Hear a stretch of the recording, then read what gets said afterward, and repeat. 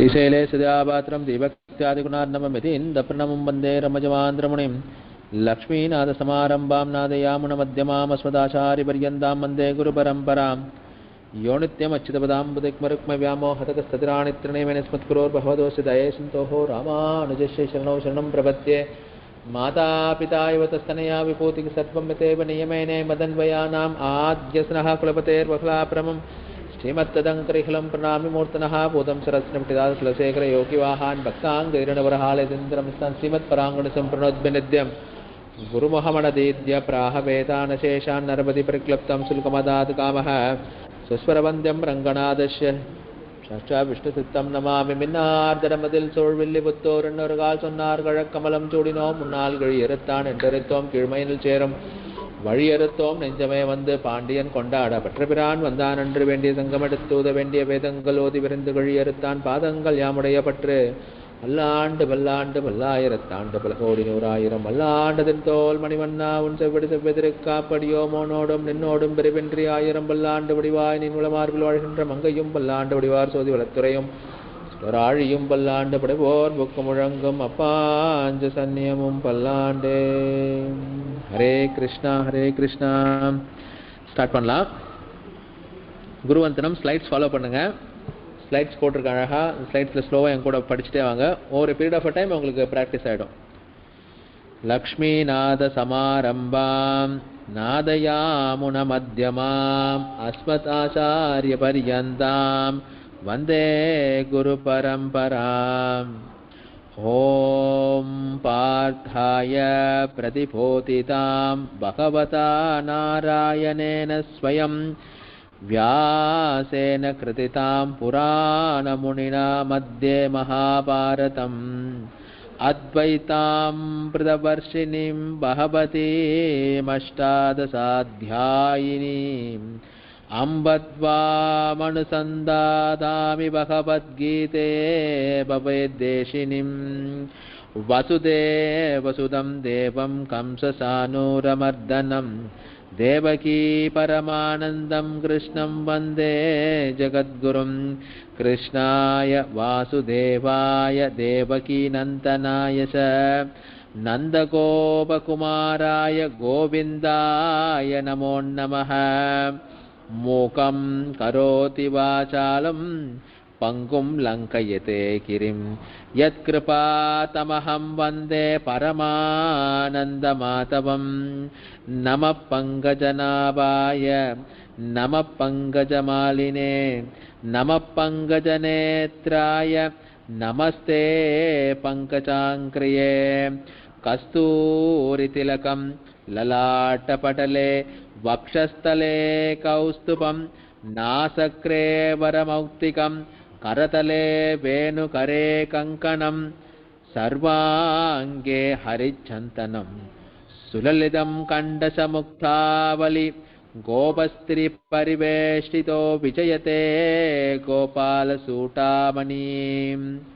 शान्ताकारं भुजगशयनं पद्मनाभं सुरेशं विश्वाधारं गगनसदृशं मेघवर्णं शुभाङ्गं. लक्ष्मीकान्तं कमलनयनं योगिहृद्ध्यानगम्यं वन्दे विष्णुं भवभयहरं सर्वलोकैकनाथं. मेघश्यामं पीतकौशेयवासं श्रीवत्साङ्गं कौस्तुभोद्भासिताङ्कं पुण्योपेतं पुण्डरीकायदाक्षं विष्णुं वन्दे सर्वलोकैकनाथं. नमः समस्तभूतानाम् आदिभूताय भूकृते अनेकरूपरूपाय विष्णवे प्रभविष्णवे. ससङ्गचक्रं सकिरीटकुण्डलं सपीकवस्त्रं सरसीरुकेक्षणं सहारवक्षस्थलशोभिकौस्तुभं नमामि विष्णुं शिरसा सदुर्भुजं. छायायां पारिजातस्य हेमसिंहासनोपरि आसीननं बुधश्याममायकाक्षमलङ्कृतं. चन्द्राननं चतुर्बाहुं श्रीवत्साङ्कितवक्षसं रुक्मिणी सत्यभामाभ्यां सहितं कृष्णमाश्रये हरि ओम.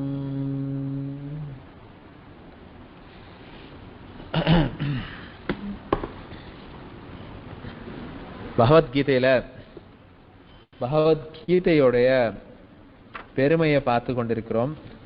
கூடவே ஸ்லோகத்தையும் சேர்த்து சேர்த்து பார்த்து கொண்டிருக்கிறோம். அப்படி கீதையினுடைய பெருமையை நான் தொடர்ந்து அடியேன் இந்த 3 நாட்கள் 4 நாட்களாக சொல்லிட்டு இருக்கேன் உங்ககிட்ட. இன்னைக்கு 4வது நாள். இந்த கீதையோட பெருமையை நம்ம நல்லா புரிஞ்சுக்கணும். உங்களுக்கு தெரியும் ஏன்னு சொல்லிட்டு நல்லா டீட்டெயிலாக சொல்லியிருக்கேன். நேற்று கீதையினுடைய சாராம்சத்தை பற்றி பேசணும். கண்ணன் ஆத்ம ஞானத்தை தெளிவித்து கர்ம ஞான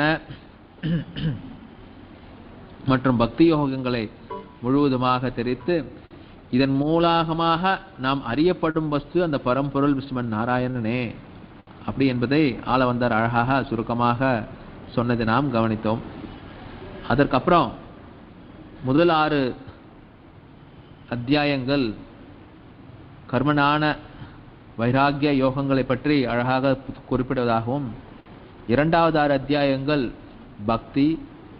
பக்தியால் அறியப்படும் பரம்பொருள்.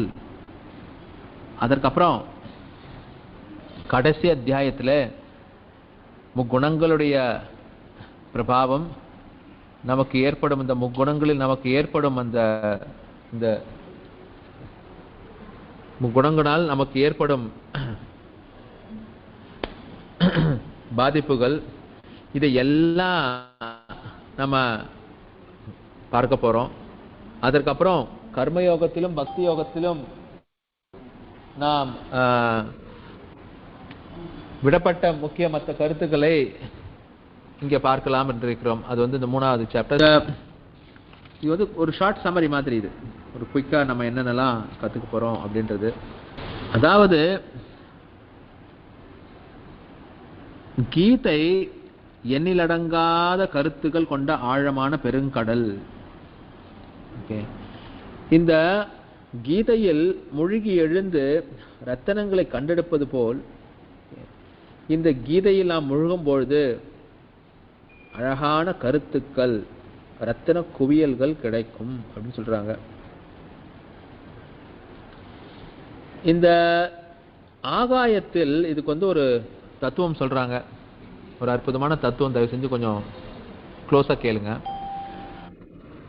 ஆகாயம் என்பது மிக பெரியது. நம்மளுக்கு எல்லாம் தெரியும். ஆகாயம், யூனிவர்ஸ், ஸ்பேஸ் அப்படின்னு சொல்றோம் இல்லையா? ஆகாயத்தில் பறக்கும். இப்ப இந்த ஆகாயத்தில் ஒரு கொசுவும் பறக்கின்றது, ஒரு குருவியும் பறக்கின்றது, ஒரு கருடனும் பறக்கின்றது. என்ன டிஃபரன்ஸ்? எவ்வளவு தூரம் ஒரு கொசுவால் பறந்துட முடியும், எவ்வளவு தூரம் ஒரு பறவையால் பறக்க முடியும், எவ்வளவு தூரம் ஒரு கருடனால் பறக்க முடியும்? இந்த ஆகாயத்தை முழுவதுமாக இந்த கருடனாலும் கூட அளக்க முடியாது. பட் ஆனா ஆரம்பத்தில் நம்ம கொசுவா இருப்போம். இந்த பகவத்கீதை பத்தி ஒன்றும் தெரியாது, ஏதோ 1-2 தெரிஞ்சுக்கலாம் அப்படின்னு பறக்கும் பொழுது நம்முடைய ஞானம் அவ்வளவுதான். பகவத்கீதை பத்தி நம்ம தெரிஞ்சுக்கிறோம். ஃபர்ஸ்ட் டைம் படிக்கும் பொழுது, பகவத்கீதை படிக்கும் பொழுது இந்த கொசுவாலவே இங்கே எங்கேயும் ஏதோ எனக்கு பகவத்கீதை யாரு எழுதினா தெரியும், அது எங்க சொன்னாங்கன்னு தெரியும். அதை முழுமையாக நாம் கேட்கும் பொழுது மறுபடியும் ஒரு குருவி பறக்கிற மாதிரி தான். ஓகே, நம்ம ஆச்சாரியர்கள்லாம் என்ன சொல்றாங்கன்னா, ஒரு பறவை பறந்தார் போல் இந்த பறவையால பறந்து இந்த அகில உலகத்தையும் அதால் அளந்து விட முடியுமா அப்படின்னு கேட்டா முடியாது. கண்டம் தாண்டும் பறவைகள் அப்படின்னு சொல்றோம். அதுங்களால கூட இந்த ஸ்பேஸை ஃபுல்லா அளக்க முடியுமானா முடியாது. ஆனால் செமையான முயற்சி இருக்கணும் நமக்கு அப்படின்றாங்க. கீதையில நிறைய ரத்தன குவியலா ரத்தனங்கள், கருத்துக்கள், நம் வாழ்க்கையை செப்பனிடக்கூடிய கருத்துக்கள். Underline the point. செப்பனிடக்கூடிய கருத்துக்கள். வாழ்க்கை வாழ்ந்து கொண்டிருக்கிறோம். வாழ்க்கையில் பலவிதமான ஓட்டைகள் இருக்கின்றது. அந்த ஓட்டைகளை செப்பனிட்டு நம் வாழ்க்கையை சீராக்கக்கூடிய கருத்துக்கள் பல இருக்கின்றன. அந்த கருத்தை நாம் தெரிந்து கொள்ள வேண்டும் என்றால் என்ன பண்ணணும்? பார்க்கணும். எப்படி பார்க்கணும்? கருடன் மாதிரி மனசை பெருசாக்கணும், இன்ட்ரெஸ்டிங்காக படிக்கணும், நோட்ஸ் எடுத்துக்கணும், அப்பப்போ கொஞ்சம் கேள்வியை கேட்கணும், இன்ட்ரெஸ்டிங்காக இருக்கணும், இந்த டைமை தனியாக ஒதுக்கி வைக்கணும், இது வேற யாருக்கும் கிடையாதுன்னு சொல்லி ஒதுக்கி வைக்கணும். இப்படி செய்யும் பொழுது என்ன செய்யலாம் அப்படின்னு பார்த்தீங்கன்னா, ஓரளவுக்கு ஒரு கருடன் பறந்தார் போல அந்த கருடனால எவ்வளவு ஸ்பேஸ் அந்த அளவுக்கு ஏதோ கொஞ்சம் தெரிஞ்சுக்கலாம். அப்படி முழுமையா தெரிஞ்சுக்க முடியுமா அப்படின்னு கேட்டீங்கன்னா கிடையாது. ஏன்னா முழுமையா தெரிவதற்கு நமக்கு நாலேஜ் முதல்ல கிடையாது, நம்மளுக்கு நம்ம பிரெயின் அந்த அளவுக்கு கெப்பாசிட்டி கிடையாது. பட் ஆனால் இந்த ஞான வேட்கையானது நமக்கு அதிகமாக இருக்குமானால், ஞான வேட்கை என்ன, நான் தெரிஞ்சுக்கணும்ன்ற ஒரு இன்ட்ரெஸ்ட், இது தெரிஞ்சுக்கணும், இதை புரிஞ்சுக்கணும், இதை தெரிஞ்சுக்கினா என் வாழ்க்கை மேம்படும் அப்படின்ற ஒரு அந்த வேட்கைன்னா தாகம் அப்படின்னு சொல்லுவாங்க. அந்த வேட்கை இருக்குமான, எப்படி வெயிலில் ஒரு 4 மணி நேரம் நல்லா காஞ்சி நல்லா வெயிலில் விளையாடிட்டோ இல்லை ஏதோ ஒரு ஒர்க் பண்ணிட்டோ வந்து வீட்டுக்கு வந்து ஒரு தண்ணி குடிச்சுனா எப்படி இருக்கும் அந்த வேட்கை, அந்த மாதிரி தீரா விடாய் மாதிரி கீதையை கற்க வேண்டும் அந்த விடாய் இருந்தால் இந்த கீதை தன்னைத்தானே காட்டிக் கொடுக்கும் அப்படின்றாங்க. It reveals to the most sincere people who wants to learn it. அதுதான் பியூட்டி, அவ்வளவுதான். இது வந்து இந்த rule is applicable to all cosmic beings. Everything reveals itself for the person who seeks it, who tries to understand that, who's continuously searching for it. The cosmic opens the doors for them. இதான் பேசிக் point. அப்படின்னு பார்த்தீங்கன்னா நமக்கு அந்த தேடுதல் இருக்கும், அந்த வேட்கை இருக்க வேண்டும். இப்பொழுது இந்த பெர்ஸ்பெக்டிவ் வச்சு பார்க்கும்பொழுது நமக்கு இப்ப தெரியுமா கீதைன்னு கேட்டால் நமக்கு ஒன்றும் ஜீவு தெரியாது. கீதையை தெரியல அப்படின்ற ஒரு பாயிண்ட் இருந்துச்சுன்னா நாம் அஞ்ஞானத்தில் இருக்கின்றோம் என்ற ஒரே ஒரு பாயிண்ட் தான் நமக்கு நிற்கும். நமக்கு கீதை தெரியவில்லை அப்படின்னா நாம் அஞ்ஞானத்தில் இருக்கின்றோம், அதாவது அறியாமையில் இருக்கின்றோம் அர்த்தம். அப்போ இந்த அறியாமையை எவ்வளவு சீக்கிரமா நம்மளால போக்க முடியும்? as soon as you learn, எவ்வளவு சீக்கிரம் கத்துக்கிறீங்களோ அவ்வளவு சீக்கிரம் நம்ம இந்த அறியாமை விட்டு வெளியில வரலாம், அட்லீஸ்ட் கொஞ்சமா அது வெளியில வரலாம். அப்ப அதற்கான உபாயங்கள் என்ன, அந்த உபாயத்தை கற்றுக்கொண்டு அதை வாழ்க்கையில் எப்படி கடைபிடிப்பது, அதை எப்படி கடைபிடிப்பது என்பதை நாம் சரி செய்ய வாழ்க்கை பயனுற்ற வாழ்க்கையாக மாறுகின்றது.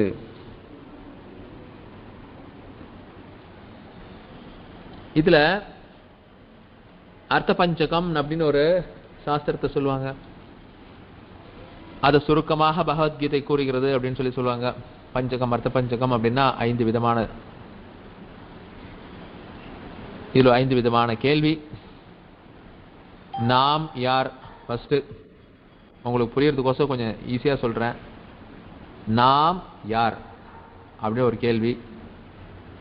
அடுத்தது பகவான் யார்? ஓகே, இந்த that means who is the creator, யார் பரம்பொருள்.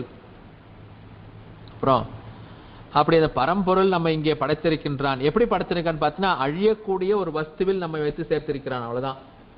ஏன்னா உங்களுக்கே தெரியுது, நேற்று இருந்த சரீரம் இன்றைக்கு இல்லை, இன்னைக்கு இருக்கிற சரீரம் நாளைக்கு இருக்க போறது இல்லை. அப்படின்னும் போது ஏன் வளர்ந்துருக்குது, குட்டியா இருக்கும்போது நல்லா வளருது, ஆரோக்கியமா இருக்கு பாக்குறதுக்கு. ஒரு பர்டிகுலர் வயசு 40 வயசு 45 வயசு வந்துருக்குன்னா அதுக்கப்புறம் ஏன்டா ஒரு நாளும் வருதுன்ற மாதிரி ஆயிடுது. It starts disintegrating, right? அப்ப அழியக்கூடிய வஸ்துவில் ஒளிந்திருக்கும் நாம், ஓகே, அழியாத வஸ்துவை அறிந்து கொள்ள வேண்டும் அப்படின்றது ஒரு அப்ஜெக்டிவா இருக்கு. அப்ப அந்த அழியாத வஸ்து யாருன்னா பரபிரம்மம். அது யாரு, அதனுடைய டீடைல்ஸ் என்ன, ஸ்பெசிபிகேஷன், இது செகண்ட் பாயிண்ட். மூணாவது பாயிண்ட், அதை அடையும் வழி எது? What is the way to reach that? Easy தான். Is there a process? Is there a standard operating procedure? யாராவது சொல்லிடுவாங்களா எனக்கு இப்படிதான் செய்யணும், இப்படிதான் செய்யணும், யாராவது சொல்லிக் கொடுக்குறது எல்லாம் இருக்காங்களா? இப்படி இருந்தா பகவானை அடையலாம் அப்படின்னு சொல்றதுக்கு ஆள் இருக்கா? இன்னும் சொல்லியிருக்காங்க ஆச்சாரியர்கள், என்ன சொல்லியிருக்கிறாங்க? பலவிதமான கோட்பாடுகள் கொண்ட மதாச்சாரியர்கள் என்னென்னலாம் சொல்லியிருக்கிறாங்க, எப்படி அவர்கள் அனுபவித்தார்களோ அப்படி எப்படிலாம் சொல்லியிருக்கிறார்கள் இல்லையா, அதை எப்படி சொல்லியிருக்கிறார்கள், இது வழி. அப்புறம் அதை அடைவதற்கு தடையாக இருக்கும் விரோதிகள். எனக்கு வழி தெரிஞ்சிருச்சு, ஆனா என்னால் அதை அக்கம்ப்ளிஷ் பண்ண முடியல. ஒரு எக்ஸாம்பிள் சொல்கிறேன் உங்களுக்கு. நான் கொஞ்சம் குண்டாக இருக்கேன். நான் யாரையும் எக்ஸாம்பிள் சொல்ல போகிறதில்ல, அடியேனே சொல்லிக்க போகிறேன் எக்ஸாம்பிள். ஏன்னா யாரோ சொன்னால் கோவம் வந்துடுது. நான் குண்டாக இருக்கேன். ஓகே, என்ன பண்ணணும்? நான் வெயிட்டை குறைக்கணும். ஓகே, 2 ஃபிட்னஸ் எக்ஸ்பர்ட்ஸ் எல்லாம் கொஞ்சம் கேட்டு சொன்னார், காலையில் வாக்கிங் போகணும், நீங்கள் ஒரு 8 கிலோமீட்டர் நடங்க, அதுவும் பக்கத்துலேயே பீச் இருக்கா, நல்ல பீச்சில் ஒரு 2-4 கிலோமீட்டர் அந்த பக்கம் நடங்க. ஒரு 3 மாதம் நடந்தீங்கன்னா ஓரளவு சரியாயிடும். வழி தெரிஞ்சிருச்சு. அப்போ என்னோட அப்ஜெக்டிவ் என்ன? வெயிட்டை குறைக்கணும். ஓகே, அதுக்கு என்ன வழி சொல்கிறாங்க? ஒரு வழி, ஏதோ ஒரு வழி, எக்ஸாம்பிளுக்கு சொல்கிறேன், நிறைய வழி இருக்குது, ஒரு வழி சொல்கிறேன். காலையில் நீங்கள் ஒரு 5 மணிக்கு சீக்கிரம் எழுந்திரிச்சு போய் ஓடுங்க. இப்போ வந்துடுச்சு ப்ராசஸ், இப்போ வழி தெரிஞ்சிருச்சு. ஒரு மாதம் கழிச்சு டாக்டர் எனக்கு கேட்குறாரு, நடந்தீங்களா? சிரிக்கிறேன் நான். என்ன? எழுந்திருக்க முடியல சார். என்ன எழுந்திருக்க முடியல? கொஞ்சம் காலையில் சீக்கிரம் எழுந்திருக்க முடியல. ஏன் எழுந்திருக்க முடியல? தூங்கிடுறேன் சார். தடையா இருக்கிறது எது? நம்மளுக்கு தெரியும், ப்ராசஸ்ன்னு தெரியும். காலையில் கொஞ்சம் சீக்கிரம் எழுந்துச்சு வாக்கிங் ஏதாவது போனால் ஓரளவுக்கு நம்ம வெயிட் குறைஞ்சுன்னு தெரியும், அச்சீவ் பண்ணிடலான்னு தெரியும். ஆனால் அதற்கு தடையா இருக்கிறது எது? ஒரு விரோதி. எந்த விரோதி? தூக்கம் என்கின்ற விரோதி. புரியுதா? அந்த விரோதிகளை தெரிஞ்சுக்கினா வச்சுங்க, அதுக்கப்புறம் தான் ஜெயிக்க முடியும். அப்போ சாதா ஒரே ஒரு ஆஸ்பெக்டுக்கு ஒரு விரோதி இருக்குது இல்லையா? செய்வதை, அதாவது இதை அச்சீவ் பண்ணணும்னு நினைக்கிறோம், ஆனால் அதை அச்சீவ் பண்ண முடியாத அளவுக்கு ஒரு தடை நமக்கு வாழ்க்கையில் இருக்கிறது. ஃபர்ஸ்ட் ரேங்க் வந்தால் வந்துட முடியுமா? என்ன உனக்கு தடை? First rank.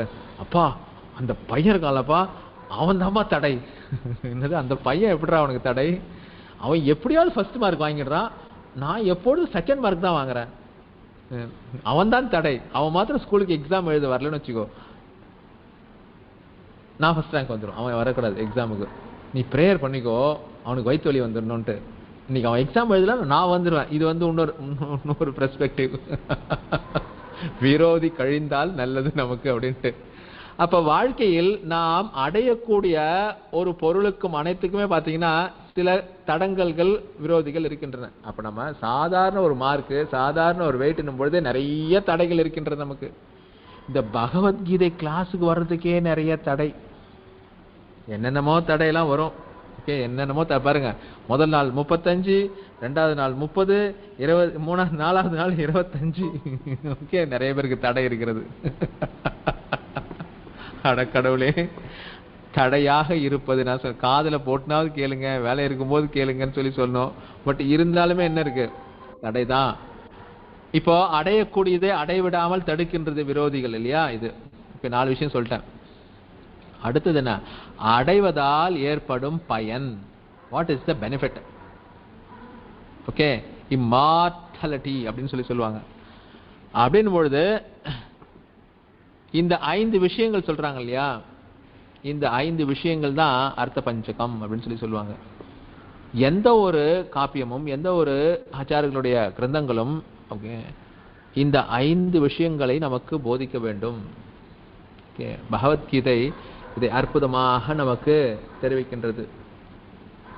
கிருஷ்ணன் நமக்கு ஆத்ம ஞானத்தை போதிக்கின்றார். நீ யார் என்ற கேள்விக்கு நமக்கு ஆத்ம ஞானம். நான் இந்த சரீரம் இல்லை, நான் ஒரு ஆத்மா. நான் எப்பேற்பட்டவன் அப்படின்னா, நான் ஞானமயமானவன், நான் ஆனந்தமயமானவன், நான் சர்வசக்தன், எனக்கு அழிவென்பதே கிடையாது. எந்த ஃபார்ம்ல? in the spiritual form, not with the material form of the body. புரிஞ்சுங்க, எது இருக்கும் பொழுது இந்த சரீரம் பிரகாசிக்கின்றதோ, எது இருக்கும் பொழுது இந்த சரீரத்தை தூக்குவதற்கு 8 பேர் தேவைப்படுறாங்களோ, எது இல்லையோ அப்ப 8 பேர் தேவைப்படுறாங்களோ அது ஆத்மான்னு புரிஞ்சுக்கலாம். நீங்க ஆத்மா எவ்வளவு குட்டி. ஆனா உங்களுக்கு எல்லாம் உங்க வெயிட் தெரியுமா? எல்லாருக்கும் தெரியும்னு நினைக்கிறேன். ஒரு 80 கிலோ, 100 கிலோ. என் வெயிட்டை சொல்றேன்னா சாரி. ஓகே, உங்க வேலை 40 கிலோ, 30 கிலோ இருப்பீங்க இல்லையா? இப்போ இந்த புக் ஒரு 20 கிலோ, 25 கிலோ, ஒரு 4-5 புக் இருக்குங்க, பெரிய பெரிய புக்கு, இல்லை 25 கிலோ அரிசி தூக்கிறதுக்கு நம்மளுக்கு கஷ்டப்படுறோம் இல்லையா? தூக்கிறதுக்கு கஷ்டப்படுறோம் இல்லையா? ஆனால் என்னைக்காவது நீங்க வெயிட் மெஷின்ல ஏறி பார்க்கும்போது 50 கிலோ, 60 கிலோ, இந்த 80 கிலோ தூக்குற மாதிரி உங்களுக்கு ஒரு உணர்வு இருந்திருக்கிறதா? என்னைக்காவது உங்களுக்கு உங்க பாடி வெயிட்டை நீங்க தாங்குறீங்க, உங்க கால் இருக்கு, காலில் நிற்கிறீங்க, அந்த காலில் 80 கிலோ ப்ரெஷர் என்னைக்காவது பார்த்துருக்கீங்களா? என்னைக்காவது இருக்கா? எங்க? who's taking that? where is that? நான் சொல்றது புரியுதா? இது ஒண்ணு இல்ல, கொஞ்சம் மயக்க அடிச்சு கீழே விழுந்தீங்கன்னா, ஐயோ இந்த ஆளை தூக்கவே முடியல, கையை தூக்க முடியல, காலை தூக்க முடியல. இதை நான் எக்ஸ்பீரியன்ஸே பண்ணேன். எக்ஸ்பீரியன்ஸ் எப்போ பண்ண அப்படின்னு பார்த்தீங்கன்னா, எங்க மாமியார் வந்து பரம் வதிக்கும் பொழுது அவங்கள எங்களால் லிஃப்ட் பண்ணவே முடியல.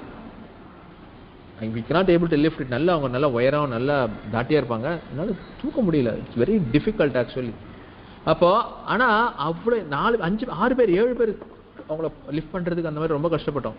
அப்படின்னும் பொழுது இந்த ஏதோ ஒரு பொருள் உள்ள இருந்திருக்கிறது, அந்த பொருள் சர்வசாதாரணமா அதை வச்சுட்டு மலை ஏற வச்சுது, கீழக்குடிய வச்சுது, மலை சுத்த வச்சுது, திருப்பதி மலை ஏற வச்சுது, இறங்க வச்சுது, எல்லாம் பண்ணின்றதே. எங்க இருக்குது அது? எந்த பொருள் அது? இதுக்கு ஆன்சர் தான் வருது, உள்ளிருக்கும் ஒரு சோதி அப்படின்றான் ஆழ்வார். எது? உள்ளிருக்கும் ஒரு அது கிருஷ்ணன் டிஃபைன் பண்ணுவார் செகண்ட் சாப்டர்ல, பியூட்டிஃபுல்லா டிஃபைன் பண்ணுவார். அது எப்படி இருக்கும், அதனோட சைஸ், அழகா பிசிக்ஸ் கிளாஸ் மாதிரி அதனோட சைஸ், அதனுடைய ப்ராப்பர்ட்டிஸ், அதனோட பிசிக்கல் கேரக்டரிஸ்டிக்ஸ், அதனோட கெமிக்கல் ப்ராப்பர்ட்டிஸ் எல்லாமே வரும் உங்களுக்கு. ஓகே, ஸோ ஃபர்ஸ்ட் பாயிண்ட் கொடுக்குறாரு அர்த்த பஞ்சகத்தில். நாம் யார் அப்படின்னு சொல்லும்போது, இந்த சரீரம் நாம் அல்ல, இந்த பயான்சிக் ஃபோர்ஸை நீங்க தெரிஞ்சுக்கணும். ஓகே, இது ஒண்ணுமே வந்து நம்மளால மெடிக்கல் ஃபீல்ட்ல அதை எக்ஸ்பிளைன் பண்ண முடியல. ஓகேவா? பட் எந்த சக்தி நம் உள்ள இருக்கும் பொழுது இந்த சரீரம் மலை ஏறுகிறது, மலையை தாண்டுறது, ஸ்விம்மிங் பண்ணுது, ஜம்ப் பண்ணுது, எல்லாம் பண்ணுது, அந்த வெளியில போயிடுச்சுன்னா அதுக்கப்புறம் அதில் ஒண்ணுமே பண்ண முடியல, அதை நம்ம லெஃப்ட் கூட நம்மளால பண்ண முடியல. அப்படின்னும் பொழுது ஒரு சக்தி உள்ள இருக்கிறது. இதை நம்ம தெளிவா புரிஞ்சுக்கணும். இதை நீங்க புரிஞ்சுக்கினா தான் ஆத்மான்றது நம்ம நம்பிக்கையே வரும் உங்களுக்கு. நாம் ஒரு சக்தி, உள்ள இருக்கின்ற சக்தி, இதை இயக்கி கொண்டிருக்கிறோம். இந்த சூட், இது we can call it as a, இந்த நாசாலாம் அந்த மற்ற கிரகங்களுக்கு செல்லும் போது ஒரு சூட் ஒன்று போட்டு இருப்பாங்க இல்லையா, அந்த மாதிரி ஒரு suit. Okay, ever growing and then ever self destructing suit. ஒரு வயசு வரைக்கும் வளர்ந்துட்டு இருக்கோம், அதுக்கப்புறம் என்ன பண்ணோம், தன்னை தானே அழித்துக் கொள்ளும் ஒரு சூட். இந்த சூட்டுக்குள்ள இருக்கிறது தான் நம்ம அந்த பார்வை நமக்கு வரணும். அதுக்கு தான் கண்ணன் ஆத்ம ஞானத்தை முதல் அர்ஜுனனுக்கு போதிக்கின்றான், நான் யார் என்பதுக்கு. அடுத்தது பரம்பொருள் யார் அப்படின்னும் பொழுது 2வது 6 அத்தியாயங்கள்ல வந்து யாரு பரம்பொருள், பகவான் சர்வேஸ்வரன் யாரு அப்படின்னும் போது விஸ்வரூபத்தை காமித்து அவன் யார் என்பதை இந்த உலகத்துக்கு புரிய வைக்கலாம். 1000 கோடி சூரியன் பிரகாசத்தோடு இருக்கின்ற பகவான் நமக்கு நம்மை காண்பித்து கொடுக்கின்றான். பரமாத்மா சொல்லிச்சான். அதுக்கப்புறம் அடையும் வழி எது, ஃபர்ஸ்ட் கிளாஸா சொல்றான். அவனை அடையும் வழி அப்படின்னு பாத்தீங்கன்னா கர்மயோகம். ஃபர்ஸ்ட் கர்மயோகத்தை ஸ்டார்ட் பண்ணு. கர்மயோகத்தை ஒரு சிறப்பா செய்வதற்கு ஞான யோகத்தை கைப்பற்று. ஞான யோகத்தோடு செய்யும் பொழுது அதில் தியானமும் செயலில் வைராக்கியமும் வரும் பொழுது அது தன்னடையே பரிமளித்து பக்தி யோகத்தில் கொண்டு போய் விடுகின்றது. பக்தி யோகத்தில் இருக்கும் பொழுது பகவானை எளிதில் அடையலாம். முடிஞ்சு போச்சு ப்ராசஸ். எப்படி அந்த பரம்பொருளை அடைவது தெரிஞ்சு போச்சு. அடுத்தது 4th பாயிண்ட், விரோதிகள் என்ன வந்தாச்சு. லிஸ்ட், பெரிய லிஸ்ட். விரோதிகள் அது அகங்காரம். அகங்காரம்னா என்ன? நான் நான் நான் நான் உள்ளொரு பீகான் மாதிரி போட்டு கெடுக்கெடுக்குன்னு கத்திக்கிட்டே இருக்கணும். அதுதான் அகங்காரம். ஓகே, இதை நானே செய்தேன், இதை நானே செய்தேன், இது நான் செய்தேன், இது நான் செய்தேன்னு சொல்றது இல்லையா, அந்த நான் என்பதுனா அகங்காரம். அடுத்தது மமகாரம். மம அப்படின்னா என்னுடையது, இது என்னுடையது, இது என்னுடையது, இது உன்னுடையது, இது என்னுடையது, இதெல்லாம் என்ன பொசசிவ்னஸ் சொல்றாங்க இல்லையா, இது அகங்காரம், மமகாரம். அதுக்கப்புறம் கூட இருக்கின்றவங்க இருக்கிற ஃப்ரெண்ட்ஸ்லாம் இருக்காங்க இல்லையா, நரகத்தின் 3 வாயில்கள் அப்படின்னு சொல்லுவாங்க. என்னது? நரகத்தின் 3 வாயில்கள் சொல்லி கிருஷ்ணன் ஃபர்ஸ்ட் கிளாஸ் சொல்லி கொடுக்குறாரு. என்ன சொல்லி கொடுக்குறாரு பாத்தீங்கன்னா, நரகத்தின் 3 வாயில்கள் என்ன? காமம், அப்புறம் என்ன? கோபம், அப்புறம் என்ன? பேராசை ஆர் லோபம். ஓகே, கிருஷ்ணன் அழகா 16th சாப்டர்ல தெய்வாசுர சம்பத் அப்படின்னு ஒரு யோகம் வரும், 16வது சாப்டர். அதுல பியூட்டிஃபுல்லா தெய்வாசுர சம்பத் யோகம்னு ஒரு யோகத்துல நமக்கு என்னென்னலாம் எதிரிகளா இருக்கிறது, எதெல்லாம் அசுர குணங்கள், எதெல்லாம் தெய்வாம்ச புரிந்த குணங்கள் அப்படின்னு சொல்லி எக்ஸ்பிளைன் பண்ற அந்த சாப்டர்ல ஃபர்ஸ்ட் கிளாஸா நமக்கு எதிரியாக நிற்பது எது அப்படின்னும் பொழுது அழகா லிஸ்ட் பட்டியலிட்டு சொல்றாரு. முக்குணங்கள் கூட சேர்ந்து கொண்டு ஓகே, இந்த இந்த இந்த ஆத்ம கரணங்கள்லாம் இருக்கே, இதெல்லாம் சேர்ந்து கொண்டு நம்ம எப்படி அழிவு பாதையில் நரகத்திற்கு நீங்காமல் நரகத்துக்கு கொண்டு செல்கின்ற இந்த வழிகளில் கொண்டு போய் எப்படி விடுகின்றது அப்படின்றது வந்து தெளிவா எப்படி அதிலிருந்து விடுவித்து வர வேண்டும் அப்படின்றது சொல்ற ஆன்சர். ஸோ விரோதிகள் யாரு தெரிஞ்சிருச்சு. அகங்காரம், மகாரம், கோபம், காமம், லோபம், நிறைய இருக்கு. லிஸ்ட் இன்னும் கொஞ்சம் பெரிய லிஸ்டா இருக்கு, நான் உங்களுக்கு போக சொல்லி கொடுக்குறேன். ஓகே, அப்புறம் எப்படி ஜெயிப்பது? இது எப்படி ஜெயிப்படுதுன்னா கண்ணன் சொல்றான் ஒரு ஒரு யோகமா. ஓகே, தியானத்தில் அமர்றது, கர்மத்தை செய்வது, கர்மத்தை எப்படி செய்வது அப்படி சொல்லும்போது அதுக்கு ஒரு மெத்தட் சொல்லி கொடுக்குறான். ஓகே, பலனை எதிர்பார்க்காமல் கர்மத்தை செய்ய பழகிக்கொள் அப்படின்னு சொல்லி சொல்றான். நிஷ்டை பழகு, தியானம் பழகு, ஓகே, சாஸ்திரங்களை தெரிந்து கொள், இப்படிலாம் நிறைய விஷயம் சொல்லிக்கிட்டே வரான். அப்புறம் ஃபைனலாக ஒன்றுமே முடியல, என் காலில் விழுன்னு அது கடைசியாக சொல்லிக் கொடுக்குறான். அது ஷார்ட்கட்டு, அதை நான் கடைசியாக சொல்லி தரேன் உங்களுக்கு. இப்பயே சொல்லக்கூடாது, ரகசியத்தெல்லாம் இப்பயே சொல்லிடக்கூடாது உங்களுக்கு. ஓகேவா? ஸோ இதெல்லாம் சொல்லி கொடுத்து வழியும் அவனே அப்படின்னு நிற்கிறான். இந்த வழியில் நாம் நடந்தால் பயன் என்ன கேட்டால் பயனும் அவனே. அவனை அடைவது, நீங்காத அவன் லோகத்திற்கு செல்வது, இதெல்லாம் பயன் அப்படின்னு சொல்லிட்டு ஃபைனலா எங்க ஒரு டேர்ன் அரவுண்ட் போட்டு வரானா, அதனால நீ எதை பத்தியுமே கவலைப்பட தேவையில்ல, உனது கடமையை செய். என்னது? எதை பத்தி நீ கவலை செய்யல, உன்னுடைய கடமையை சரிவர ஆற்று என்று அர்ஜுனனை அழகாக அவனுடைய பாதைக்கு திருப்பி அவனை போர் புரிய வைக்கின்ற அற்புதமான இந்த ஸ்லோகம் தான் வந்து பகவத்கீதை. இது வந்து ஒரு பெர்ஸ்பெக்டிவ். நேற்று சொன்ன பெர்ஸ்பெக்டிவ் வேற, இன்னைக்கு சொன்ன பெர்ஸ்பெக்டிவ் வேற. இன்னைக்கு சொன்ன பெர்ஸ்பெக்டிவ் ஓரளவுக்கு புரிஞ்சிருக்கும்னு நினைக்கிறேன். ஓகே, புரிஞ்சுதாமா? ஓரளவுக்கு கிளியரா இருந்துச்சா? சரி, ரொம்ப சந்தோஷம். இப்படியே இருக்கும் பொழுது இப்படி இப்போ இந்த சிறப்பை பார்த்துட்டு பார்த்தோமா. இன்னைக்கு ஓகே, ஒரு மெசேஜ் போட்டால் கூட நல்லா இருக்கும். புரிஞ்சுட்டு புரியலன்றது ஏதோ ஒரு மெசேஜ் போட்டிங்கன்னா நல்லா இருக்கும். இப்படி இந்த இந்த கீதையோட பெருமையை வந்து இப்படி வந்து புரிய ஆரம்பிச்சா உங்களுக்கு very good. Okay, Thirunavukkarasu sir, thank you so much. Okay, Samyuktha ஓரளவுக்கு புரிஞ்சிருக்கு. Okay, fine. ஏன்னா இது ஒரு கான்செப்ட். இது ஒரு ஒரு நாளைக்கு ஒரு ஒரு கான்செப்ட் நான் உங்களுக்கு வந்து தொய்வு வராமல் இருக்கிறதுக்கோசம் ஒரு நாளும் ஒரு நோட்ஸ் எடுத்துங்க. உங்களுக்கு தெரிஞ்சதுன்னா கொஞ்சம் கொஞ்சம் நோட்ஸ் கொஞ்சம் எடுத்துங்க, யூஸ்ஃபுல்லாக இருக்கும். நம்ம பின்னால் படிக்கும்பொழுது உங்களுக்கு வந்து ரொம்ப யூஸ்ஃபுல்லாக இருக்கும். ஸோ இந்த கான்செப்ட் கொஞ்சம் கொஞ்சம் தெரிஞ்சுக்கிட்டிங்கன்னா இந்த கீதையை நம்ம எப்படி அப்ரோச் பண்ணுறோன்றதும் உங்களுக்கு நல்லா தெரியும். இன்னைக்கு கொஞ்சம் தெளிவாகவே சொல்லியிருக்கேன். ஓகே, ஆத்ம ஞானம், ஓகே, பரமாத்மா யார் என்பது, ஓகே, அடையக்கூடிய வழி என்ன, ஓகே, அதுக்கு என்ன விரோதிகள் எப்படி நம்ம செய்விடாமல் தடுத்து நம்ம நரகத்தில் விழுக்கிறது எது, அப்புறம் அதை எப்படி ஜெயிப்பது, அது அடையக்கூடிய பயன் என்ன, எல்லாம் இதுதான் வந்து நம்ம வாழ்க்கையினுடைய ஹோல் சர்க்கம்ஃபரன்ஸ். ஸோ இது இப்போ நம்ம என்ன பண்ணலான்னா நம்ம ஸ்லோகத்துக்கு போகலாம். நம்ம ஸ்லோகத்துக்கு போகலாமா? ஸ்லோகத்துக்கு போகும்பொழுது இன்னைக்கு நம்ம என்ன பார்க்க போறோம் அப்படின்னு பார்த்தீங்கன்னா, அர்ஜுனன் நேற்று பார்த்தோம், பதட்டத்தில் இருக்கின்றான். யாரு? துரியோதனன். ஓகே, என்ன சொல்றாங்க, போருக்கு வந்தானா துரியோதனன். இவன் கூட யார் யாரெல்லாம் இருக்கிறான்னு பார்த்தீங்கன்னா, பீஷ்மர் இருக்கார். சொன்ன இல்லையா, பீஷ்மர் ஒரு பெரிய பராக்கிரமசாலி. துரோணர் வந்து அவர் தான் எல்லாருக்குமே வில்வித்தை, கையை பிடிச்சி வில்வித்தை கற்றுக் கொடுத்ததே அவர் தான். இருந்தாலும் இவன்ட்ட 11 அக்ஷோகினி படைகள் இருந்தாலும், அக்ஷோகினின்றது எத்தனையோ லட்சம் நினைக்கிறேன்,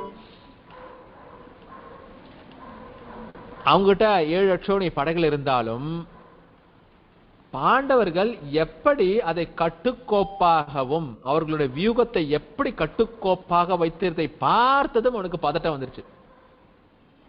நிறைய படை இருக்கு, ஆனா ஒரு ஆர்டர் இல்லாம நிக்கிறதுங்க இந்த சைடு, ஒன்னு பேசிக்கின்னு சிரிச்சுக்கின்னு கலட்டா பண்ணிக்கின்னு.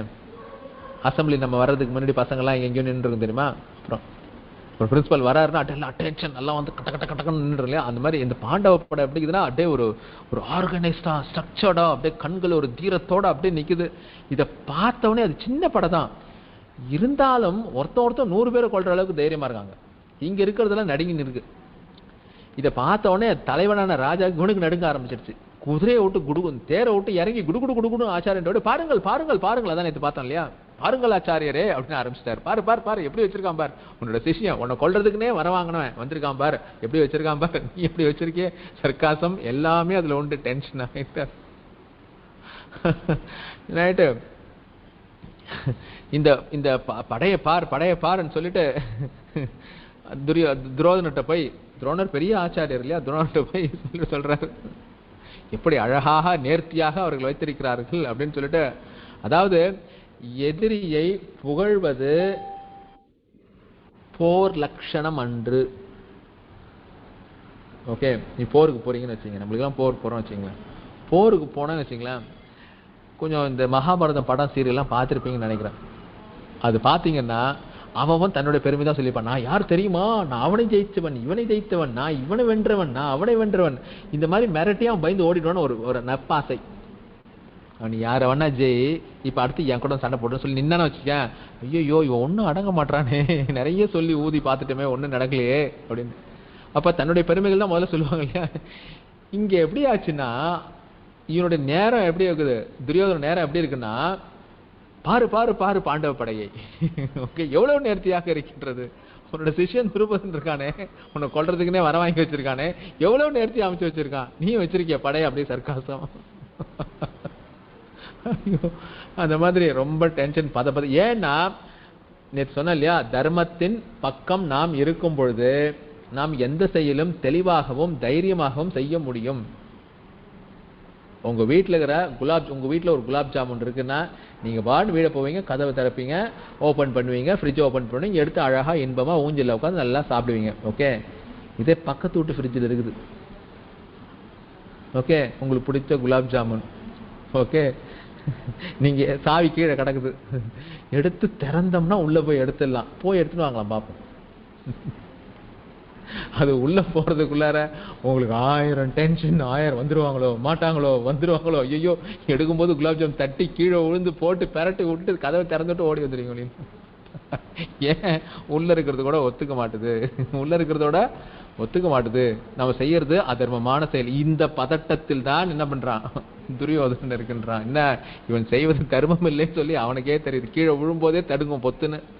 ஓகே, அறுகால் தடுத்து விடும். ஓகே, சாவி உடைச்சிக்கும். இந்த மாதிரி நிறைய கோஷ்டிலாம் நடக்கும். ஏண்டா எப்பா. அதாவது இந்த பசங்க சில சமயம் இந்த பரீட்சை ஹாலில் வந்து காப்பி அடிக்க வருவாங்க.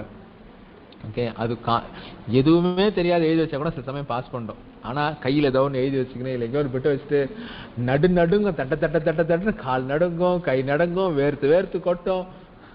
அந்த அந்த பேப்பரை தூக்கி விட்டு தெளிவாயிடும், கடை கடை கடைன்னு பேப்பர் எழுத ஆரம்பிச்சிடும். இது எக்ஸ்பீரியன்ஸ் பண்ணிருப்பேன்னு நினைக்கிறேன். இல்லைன்னு எல்லாம் சொல்லி ஏமாத்தக்கூடாது. என்ன நான் இது வரைக்கும் காப்பியே அடிச்சதில்லை. காப்பினா என்ன சார், வீட்டில் கொடுப்பாங்களே 3 வேளை அதுவா? நோ, அந்த காப்பி இல்லை, இந்த காப்பி சொல்றேன். அப்போ துரியோதனுக்கு இந்த சேலஞ்ச் தான். ஓகே, போய் துரோணரை ஜெயிக்க முடியாது, அதுக்கு மேல பீஷ்மர் இருக்கார், அவர் ஜெயிக்கவே முடியாது, யாரிலும் ஜெயிக்க முடியாது அப்படின்னும் பொழுது நம்ம கிட்ட ஜெயிக்க முடியாத ஒரு சக்தி இருக்குது. அப்படி இருந்தா கூட அதர்மத்தின் பக்கம் நிற்கும் பொழுது அது நமக்கு உதவாது அப்படின்றத காமிக்கிறதுக்கு தான் இந்த சிம்டம்ஸ். இதெல்லாம் பின்னால் வரக்கூடிய தோல்வியை வந்து இவர்கள் அனுபவிக்கிறதுக்கு முன்னாடியே அவர்களுக்கு கிடைக்கின்ற ஒரு சிம்டம்ஸ் சொல்லிட்டு என்ன பண்றான் அப்படின்னு பாத்தீங்கன்னா, 3 ஸ்லோகம், அடுத்த 3 எப்பொழுதுமே வழக்கத்துல அடுத்த 3 ஸ்லோகங்களை ஒன்னா படிக்கின்ற ஒரு இது இருக்குது. அந்த அந்த இந்த ஸ்லோகத்துல பாத்தீங்கன்னா, ஓகே, அந்த அந்த ஸ்லோகத்துல என்னன்னு பாத்தீங்கன்னா, பாண்டவர்களுடைய பெயர்கள்லாம் இருக்கும். பாண்டவர்களுடைய மகாரதிகள், ஓகே, அதிரதி மகாரதி, நிறைய லிஸ்ட் ஒன்று பெரிய ஒரு ட்ராக் இருக்குது. அதிரதினா யாரு, ஓகே, ரதினா யாரு, அதிரதினா யாரு, மகாரதி. இந்த மகாரதிக்கு என்ன டெஃபினிஷன் அப்படின்னு பாத்தீங்கன்னா, 11,000 வில் வீரர்களோடு போர்க்கர்களோடு ஒரு படையை நடத்தி செல்பவன் மகாரதி. ஓகே, அர்ஜுனன், ஓகே, இந்த மாதிரி நிறைய பேர் மகாரதிகள், மகாரதிலாம் இருக்கிறாங்க. ஓகே, ஆக்சுவலா கிருஷ்ணன் பார்ட்டிசிபேட் பண்ணாததுக்கே ஒரு இது இருக்கு. ஏன்னா கிருஷ்ணன் மகாரதி. ஓகே, இருக்கிறதுலே பெஸ்ட் வீரர்னா அவன் தான். ஓகே, அவன் பார்ட்டிசிபேட் பண்ண யாரையும் ஜெயிக்க முடியாது. அதனால அவன் வந்து தேர்ல உட்காந்துட்டான் போயிட்டு, நான் சும்மா வேடிக்கை பாக்குறேன் அப்படின்னு சொல்லிட்டு. ஓகேவா? ஸோ இப்படி இருக்கும் பொழுது பாத்தீங்கன்னா, இந்த நெக்ஸ்ட் 3 ஸ்லோகத்துல என்ன சொல்றாரு அப்படின்னு பாத்தீங்கன்னா, என்ன சொல்றாங்க அப்படின்னு பாத்தீங்கன்னா, அவர்களுடைய பெயர்கள் எல்லாம் சொல்றான். யாருக்கு? துரோணருக்கு. துரோணருக்குன்னா அவருக்கு பேர்லாம் தெரியாத மாதிரி. எப்படின்னா ஆப்போசிட் பார்ட்டியை முதல்ல இன்ட்ரோடியூஸ் பண்றாரு. யாருக்கு? துரோணருக்கு. பார் அவங்க சைடு யாரெல்லாம் இருக்கிறாங்க பார், நல்லா பாத்துக்கோ அப்படின்னு சொல்லிட்டு நம்ம சைடு யார் இருக்கிறாங்க பாருன்னு அடுத்த 3 ஸ்லோகம் வரும். ஓகே, ஸோ இந்த 3 ஸ்லோகத்தை வந்து நம்ம வந்து ஒன்னா பார்க்கணும். ஸோ 4, 5, 6 இன்னைக்கு நம்ம ஒன்னா அப்படி ஒரு தடவை படிச்சுட்டு அந்த பெயர்கள் மாத்திரம் சொல்றேன். டைம்ன்ற அளவுக்கு அந்த பெயர்களை உங்களுக்கு இன்ட்ரோடக்ஷன் கொடுக்குறேன். யார் யார் அந்த அந்த பண்ற பேரை வந்து எனக்கு தெரிஞ்ச அளவுக்கு எனக்கு தெரிஞ்ச அளவுக்கு உங்களுக்கு சில அந்த மகாபாரத கதையை உங்களுக்கு முழுசா சொல்றது என்னோட அப்ஜெக்டிவ் கிடையாது. ஏன்னா நம்ம பகவத்கீதா கிளாஸ்ல இருக்கோம்.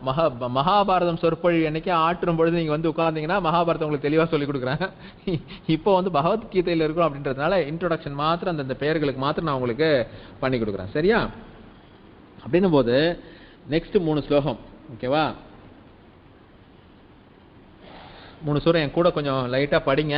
இந்த படிக்கிறது தான் எனக்கு ரொம்ப இம்பார்ட்டன்ட். நீங்க கேட்கறது ஒரு கதையை கேட்கறது 80 நிமிஷம் கேட்க 50 நிமிஷம் 60 நிமிஷம் கதையை கேட்குறீங்க. பட் இருந்தாலும் இந்த ஸ்லோகம் அக்ஷரத்தை வாயில் போட்டு கொஞ்சம் மெல்லவும். தப்பா இருந்தாலும் பரவாயில்லை. தப்பா படிக்கிறேன்னு வருத்தப்படாதீங்க. தப்பா படிக்கிறேன்ட்டு கடைசி வரைக்கும் படிக்காமலே வந்துடாதீங்க. இது நான் திருப்பி சொல்லிட்டு இருக்கேன்ட்டு என் மேல வருத்தப்படாதீங்க. வளர்னாலும் பரவாயில்லை, தயவு செஞ்சு படிங்கோ. ஓகேவா? ஏன்னா இந்த கீதையோட அக்ஷரத்துக்கெல்லாம் மிகுந்த வாய்ப்புகள் இருக்கிறது. படிக்கலாமா? அத்ர சூரா மகேஸ்வாசாம் பீமார்ஜுன சமாயுதிஹி யுயுதானோ விராடஸ்ய த்ருபதாஸ்ய மஹாரதஹ.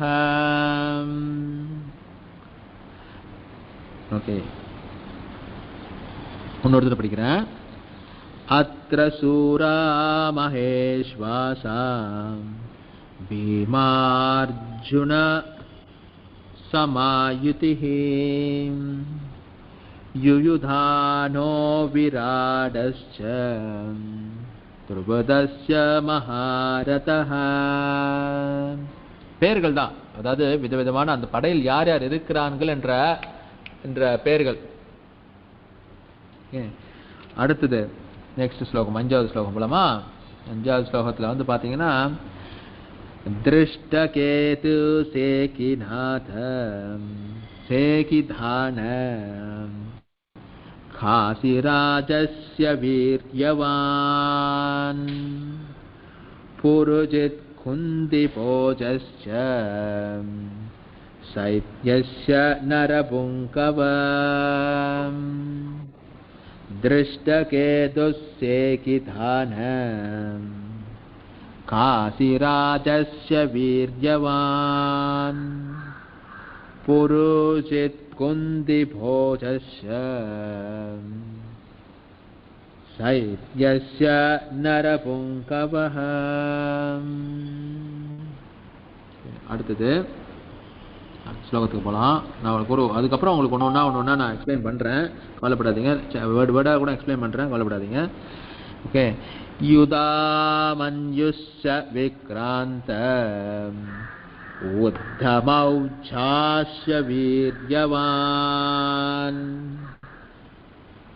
சௌபத்ரோ த்ரௌபதோ யாஸ்ய சர்வ ஏவ மஹாரதஹ. யுதாமன்யுஸ்ஸ விக்ராந்த உத்தமௌஜாஸ்ய வீர்யவான் சௌபத்ரோ திரௌபதேயாஸ்ய சர்வ ஏவ மஹாரதஹ.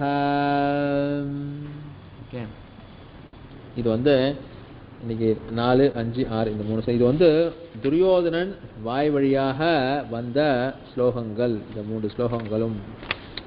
ஓகே, இதில் யார் யாரெல்லாம் குறிப்பிடப்படுறாங்க அப்படின்னு ஓகே பார்த்தோன்னு வச்சுங்க.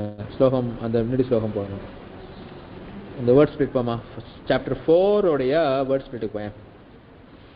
அத்ர ஓகே அத்ர சூர மகேஸ்வாசா. ஓகே, அத்ர என்பது வந்து இங்க பாண்டவர் படை என்ற பொருளில் கூறப்படுகின்றது. ஓகே, இங்க பீமார்ஜுன சமஹா என்பது ஏன்னா, அதாவது இந்த பீமார்ஜுனுக்கும் அவன் என்ன சொல்றான் அப்படின்னு பார்த்தீங்கன்னா, பீமனுக்கும் அர்ஜுனனுக்கும் சமமானவர்கள் யாரும் இல்லை அப்படின்ற மாதிரி ஒரு டோன்ல சொல்றார். அதாவது பாண்டவர் சேனை பற்றித்தான் இவர்கள் பேசுகின்றான். ஓகே, இதுல சொன்ன தேவையில்ல, பீமனுக்கும் அர்ஜுனுக்கும் சமமானவர்கள் என்ற சொல்லோடு ஓகே இங்க குறிப்பிடுகின்றார்கள். அதாவது இந்த போர் எப்படிப்பட்ட போர் அப்படின்னு பார்த்தீங்கன்னா, பீமனுக்கும் அர்ஜுனனுக்கும், பீமன் அர்ஜுனன் தான் அவருடைய முக்கியமான எதிரி. பாண்டவர்கள் வந்து துரியோதனுக்கு யார் எதிரி அப்படின்னு பார்த்தீங்கன்னா, ஒன்று அவனுக்கு இந்த பீமனை பார்த்து பயம், அடுத்தது என்ன அர்ஜுனை பார்த்து ரொம்ப பயம். கர்ணன் வர்ற வரைக்கும் அர்ஜுனை பார்த்து ரொம்பவே பயம். கர்ணன் வந்ததுக்கு அப்புறம் தான் இவனுக்கு கொஞ்சம் பெருமூச்சே வரும், அப்பா நம்ம சைடும் ஒரு வில்லாளி வந்துட்டான், அதனால பார்த்துப்பான் நம்ம அப்படின்னு சொல்லிட்டு. அப்போ அப்படி சொல்லிட்டு அவர்களுக்கு சமமான அந்த வீரர்களும் நிறைய இருக்கின்றார்கள் அப்படின்ற மாதிரி மற்ற வீரர்களுடைய போர்ல சொல்றான். யார் யாரு அப்படின்னு நீங்க பாத்தீங்கன்னா, அடுத்த 3 ஸ்லோகத்துல யார் யார் சொல்றாங்க அப்படின்னு பாத்தீங்கன்னா, யுயுதானன், விராடன், துருபதன், திருஷ்டகேது, சேகிதானன், காசிராஜன், புருஜித், குந்திபோஜன், சைப்பியன், யுதாமன்யு, உத்தமதா. ஓகே, அப்படின்னு இவங்கெல்லாம் யார் இருக்காங்க? பாண்டவர் பக்கத்துல இருக்கிற மகாரதிகள் அப்படின்றாங்க. இவர்கள்லாம் யார் எப்படி அப்படின்னு கேட்டீங்கன்னா, இவர்கள் எல்லாருக்கும் ஒரு சின்ன சின்ன டெஃபினேஷன் என்னால முடிஞ்ச அளவுக்கு டக்கு டக்கு டக்குன்னு குட்டி குட்டியா சொல்லிடுறேன். இவர்கள்லாம் வர்ற கேரக்டர்ஸ். இவர்கள் யார் அப்படி என்று கேட்டீங்கன்னா, இவர்கள்லாம் பக்கத்து தேசத்து மன்னவர்கள், உறவின் முறையினர், தர்மத்துக்காக உயிரையும் கொடுக்க வந்திருப்பவர்கள். யாரு? தர்மத்திற்காக தனது உயிரையும் கொடுக்க வந்து, சின்ன படைதான். தர்மத்துக்கோசம் சேர்றது எப்பொழுதுமே சின்ன படைதான். ஆனா இந்த தர்மத்திற்காக தன் உயிரையும் கொடுக்கிறதுக்காக வந்திருக்க இந்த மகாரதிகள் யார் யார் அப்படின்னு சொல்லிட்டு, இவன் கண்ணில் பட்ட, துரியோதனன் கண்ணில் பட்ட அந்த இந்த மகாரதிகள் எல்லாரையுமே வந்து இன்ட்ரோடியூஸ் பண்ணி விடுறான். ஓகே, இந்த யுயுதானன் யாரு ஃபர்ஸ்ட் அப்படின்னு பார்த்தீங்கன்னா, குயிக்கா யார் யார் மாத்திரம் உங்களுக்கு 2-3 நேம்ஸ் மாத்திரம் உங்களுக்கு சொல்லிடுறேன்.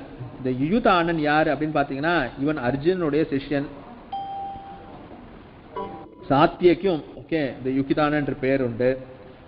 இவர் யாருன்னு கேட்டீங்கன்னா, இவர் யாதவ வம்சத்து அரசன். ஓகே, சீனி என்பவரின் மகன். ஓகே, இவர் வந்து மகாபாரதத்தில் இவன் இறக்கவில்லை. ஓகே, ஆனால் யாதவர்களுக்குள் ஏற்பட்ட யுத்தத்தில் தான் இவன் அடிபட்டு இறந்தான் அப்படின்னு சொல்லி சொல்றாங்க. ஸோ இதான் யூதானன். இந்த யூதானனும் பெரிய மகாரதி. அடுத்து விராடன் யாரு அப்படின்னு கேட்டீங்கன்னா, மத்திய தேசத்து அறவழி ஒழுகிய அரசர். ஓகே, இவர் வந்து மத்திய தேசத்து அரசர், அது தர்மத்தையே சேர்ந்திருக்கின்ற அரசர். ஓகே, அதாவது இவருடைய இந்த விராடன் தான் வந்து இவர்கள் ஒளிந்து வாழும் பொழுது, ஓகே இது ஒரு அற்புதமான கதை. விராட தேசத்தில் தான் வந்து பாண்டவர்கள் தங்களுடைய அஜ்ஞாதவாசத்தை கழிக்கின்றார்கள். என்ன கண்டிஷன்? சூதாடி அனைத்தையும் தோற்றுவிட்டு என்ன கண்டிஷன் சொல்றான் அப்படின்னு பார்த்தா, எல்லாத்தையும் திருப்பி கொடுக்குறேன், 12 ஆண்டுகள் காட்டுல போய் நீ வாழணும். எத்தனை வருஷம்? நாட்டில் இருக்கக்கூடாது, காட்டுக்கு போய் வாழணும். ஒளிஞ்சிக்கலாம் அவசியம் கிடையாது. அதுக்கப்புறம் 1 வருடம் ஒளிஞ்சு பிடிச்சு விளையாடணும். என்ன ஒளிஞ்சு பிடிச்சது? நீ போய் எங்கேயோ ஒளிஞ்சிக்கணும், நான் வந்து உன்னை கண்டுபிடிச்சிடுவேன். நான் கண்டுபிடிச்சினா நீ அவுட்டு. நீ அவுட் ஆனா மறுபடியும் 12 வருஷம் நீ காட்டுக்கு போகணும்.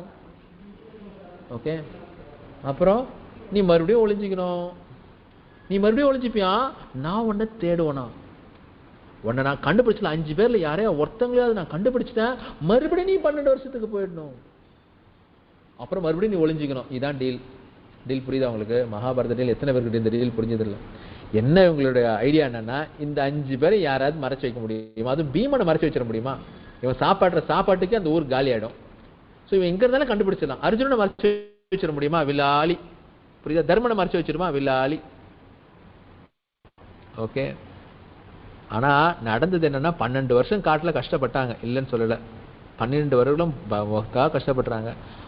1 வருடம் எங்க போறாங்க அப்படின்னு பாத்தீங்கன்னா, விராட தேசத்துக்குள் ஒளிகிறார்கள். போய் விராட தேசத்துல எப்படி இருக்கிறாங்க, விராட தேசத்து இந்த மன்னன் தான் இருக்கிறாரு, இந்த விராடன் இருக்காரு, அவர் தான் மத்திய தேசம் அப்படின்னு சொல்லுவாங்க, அந்த தேசத்து மன்னர். ஓகே, அந்த ராஜா கிட்ட போயிட்டு எல்லாம் ஒளிந்து கொள்கின்றார். எப்படி போறாருன்னா, யுதிஷ்டிரன் ஒரு மந்திரி வேஷம் போட்டுக்கிட்டு ராஜா கிட்ட மந்திரியா ஜாயின் பண்றார். ஓகே, அர்ஜுனன் அவனுக்கு ஊர்வசியர் வாங்கியிருந்த ஒரு சாபம் ஒன்று இருந்துச்சு. ஓகே, ஊர்வசி இந்திரலோகத்துக்கு செல்லும் பொழுது இவனை அழைக்கின்றால், இவன் அன்னையேன்னு சொல்லி வணங்கும் பொழுது ரொம்ப கோபம் வருது, நீ நசும் புகனாக போ அப்படின்னு சொல்றா. அதாவது ஆணும் இல்லாமல் பெண்ணும் இல்லாமல் இருக்கும் அலியாக சில நாள் போக கடவைன்னு சொல்லி அவர் சபிச்சிடுறா. அந்த சாபத்தை வரமாக பயன்படுத்தி எங்க போறான் அப்படின்னு பார்த்தனா, அரண்மனைக்கு. அந்த காலத்துல இந்த நசும் புகர்னு சொல்லுவாங்க இவங்களை என்ன பண்ணுவாங்கன்னா, அரண்மனையில வச்சிருப்பாங்க. இவங்க தான் திருஷ்டி சுத்துறது, இந்த சில வேலைகள்லாம் செய்யறதுக்குன்னு அவங்களை வச்சிருப்பாங்க. இந்த வேஷத்தை இப்ப மத்தளம் வாசிச்சு அந்த பெண்களுக்கு அலங்காரம் பண்ணி ஓடுறது, ஆண்கள் பெண்காக இருந்து கொண்டு இந்த பெண்களுக்கு அந்த உபகாரம் எல்லாம் செய்யற இந்த ஒரு வேஷத்தை போட்டு எங்க அவன் அரண்மனையில போய் உட்காந்தாச்சு. யாரு? அர்ஜுனன். முடிஞ்சுதா? பீமனுக்கு எங்க இருக்கும்? பசி. கிச்சன். நேர கிச்சன்ல போய் சமையல்காரனாக அவன் ஒளிந்து கொள்கின்றான். ஓகே, அடுத்தது எங்க? நகுல சகாதேவர்கள் ஓகே மாட்டுக்கோட்டிலும் குதிரை கோட்டிலும் போயிட்டு அவங்க 2 பேரும் செட்டில் ஆயிடுறாங்க. கண்டுபிடிக்க முடியவில்லை. 1 வருஷமா அவன் சுத்துன்னு ஆளை வச்சு தேடினாலும் இவங்க வெளியிலே வரதில்லையா. அவர்கள்லாம் ஒரு அசம்பளி அல்லெல்லாம் எல்லாம் மாறு வேஷத்தை போட்டு அழகா செட்டில் ஆச்சு. பார்க்கறதே முடியறதில்லை. யாரையும் எங்கேயுமே தேடி கண்டுபிடிக்க முடியலையே, எங்கேயுமே கண்டுபிடிக்க முடியலையே, ஒன்றும் பண்ண முடியல. ஓகே, இது கடைசியா 1 நாளோ 2 நாளோ இருக்கும் பொழுது விதுரன்ட்ட கேட்கிறானா, இது என்ன கண்டுபிடிக்கவே முடியலையே அப்படின்னும் பொழுது அப்ப விதுரர் சொல்றாராம், அவர்கள் தர்மஸ்தர்கள். ஓகே, அப்ப நாட்டுல பெரும் பஞ்சமாறு ஓடுதான். எங்க? யுதிஷ்டிரம் எல்லா சுத்தி இருக்கிற தேசங்கள் எல்லாம் பெரும் பஞ்சம்னா பஞ்சம், பெரும் பஞ்சம். இந்த பஞ்சத்தில் அடிப்பட்டு நிறைய ஜனங்கள்லாம் வேற மரித்துன்னு இருக்கு.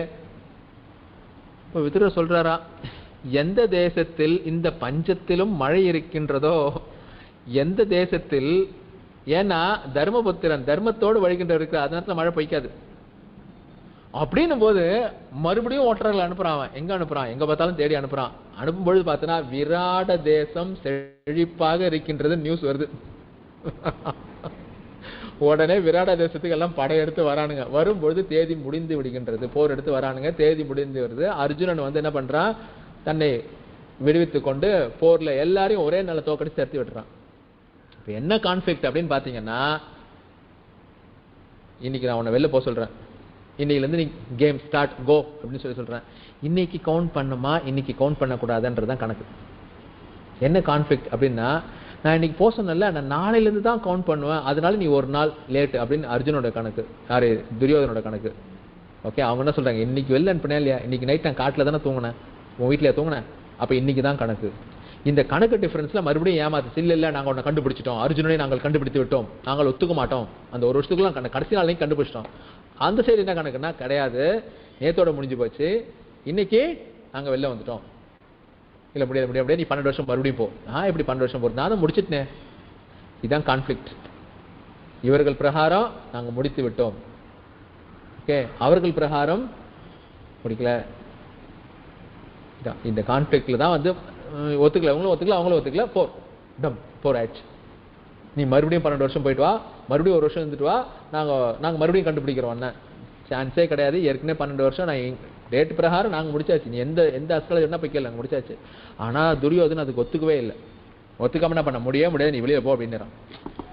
அப்புறம் தான் கிருஷ்ணன் பாண்டவருக்காக தூது சென்று 5 நிலங்களை, அதாவது முதல்ல போய் பாதி நாடை கேட்கிறார், கொடுக்க மாட்டேன்றான். ஓகே, 5 கிராமங்களை கொடுன்றான், கொடுக்க மாட்டான். 5 வீடாவது கொடுன்றான், கொடுக்க மாட்டான். சரி, 1 வீடாவது கொடுன்றான், எதுவுமே கொடுக்க முடியாது. ஒரு டாட்டு கூட கிடையாது, வெளில போ, ஒரு ஊசி முனை நிலைமை ஒன்று சொல்லும்போது வேற வழி இல்லாம இந்த போர் வந்துருச்சு. புரியுதா? இது விராதன் கதை. இந்த இவர தேசத்துல தான் ஒளிந்து இவர்களுடைய என்ன சொல்றாங்கன்னா, அர்ஜுனுடைய மகன் அபிமன்யு இவருடைய பெண் உத்தரையைத்தான் மணக்கின்றான். அபிமன்யு இருக்கான் இல்லையா, அர்ஜுனோட பையன், இவருடைய பெண் உத்திரை. ஓகே, பாண்டவர்களுடைய குலமே இந்த உத்திரையின் மூலமாகத்தான் தப்பி பிழைக்கின்றது. ஏன்னா இந்த அஸ்வத்தாமன் என்ன பண்றானா, தூங்கி கொண்டிருந்த பாண்டவர்களுடைய 5 குழந்தைகளையும் கொண்டு விடுகிறான். அப்ப பாண்டவர்களுடைய குழந்தைகள் வம்சம் முழுசாவே அழிஞ்சு போகுது. அப்போ உத்திரையில் உத்திரனுடைய வயிற்றில் இருந்த கர்ப்பம் மட்டுமே தப்பிக்கின்றது. அதுவும் பகவானுடைய அருளால் அதையும் அழிக்கிறதுக்கு அவன் அஸ்திரம் விடுறான். ஆனா பகவான் அவள் கர்ப்பத்தில் புகுந்து அற்புதமா ஓகே அதையும் காப்பாத்துறான். அதையும் காப்பாத்தி அவன் தான் பரீட்சித்து மகாராஜாக வரான். பகவானை கருவில் இருக்கும் பொழுதே ஐயோ இந்த ஜோதி வடிவாக ஒன்று நம்ம தோன்றிருக்கிறே, இது யார் இது யார் இது யார் அப்படின்னு பார்த்துச்சான். அதை மனசுல நல்லா தேக்கிக்கிச்சான். வெளியில வந்ததுக்கு அப்புறம் ஒவ்வொருவரையும் பார்த்து நான் கருவில் இருக்கும்போது ஒருத்தனை பார்த்தோம்னே அவர் யார் அவர் யார் அவர் மறுபடியும் பரீட்சித்து தான் பரீட்சித்து பார்த்ததுனால அதுக்கு பரீட்சித்துன்னு பேர். கருவில் இருக்கும்போது பார்த்துட்டாரு அவர். ஏன்னா கண்ணன் உத்தரனோட கர்ப்பத்தை போய் காப்பாற்றுறான். அப்ப கர்ப்பத்தில் இருக்கும்போது அந்த குழந்தைக்கு திருஷ்டில பகவான் தெரிஞ்சிடுது. கர்ப்பத்திட்டு வெளிவரும் பொழுது அந்த குழந்தை வர்ற ஒருத்தையும் பார்த்து சிரிக்குதான் அழவே இல்லை, பார்த்துட்டே இருக்குதான். கிருஷ்ணன் வரும்போது பகவான் சிரிக்க ஆரம்பிச்சுட்டான். பரீட்சை இவரைத்தான் நான் சேவித்தேன் கருப்பேல். அதனால அனைவரையும் அது பரீட்சித்து பார்த்ததால் அதுக்கு பேரு பரீட்சித்துன்னு பேரு. மூல காரணமாக பாகவதத்திற்கு மூல காரணமாக அமைந்தவன் பரீட்சித்து தான்.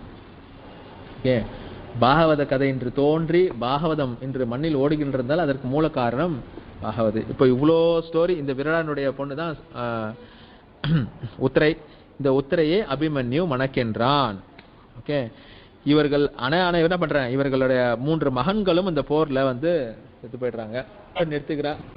லக்ஷ்மீநாத சமாரம்பாம் நாதயாம் மத்தியமாம் அஸ்மதாச்சாரிய பர்யந்தாம் வந்தே குரு பரம்பராம். காயேன வாசா மனசேந்திரேர்வா புத்யாத்மனா வா பிரகிருதே சுபாவாத் கரோமி யத்யத் சகலம் பரஸ்மை நாராயணாய சமர்ப்பயாமி.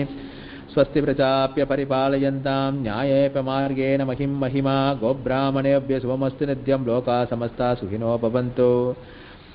சர்வே பவந்து சுகினः சர்வே சந்து நிராமயः சர்வே பத்ராணி பஷ்யந்து மா கச்சித் துக்பாகபவே. நீலாம்புத ஷியாமலாய பீதாம்பரதரசய ஹரிச்சந்திரலிப்தாய கோவிந்தயாஸ்து மங்களம். மங்களம் யாதவேந்திர மகனீய குணாத்பதே வசுதேவதனுஜாய வாசுதேவாய மங்களம் மங்களம் மங்களம் மங்களம். அனைவரும் நற்பயன் பெறுக, இந்த உலகம் வாழ.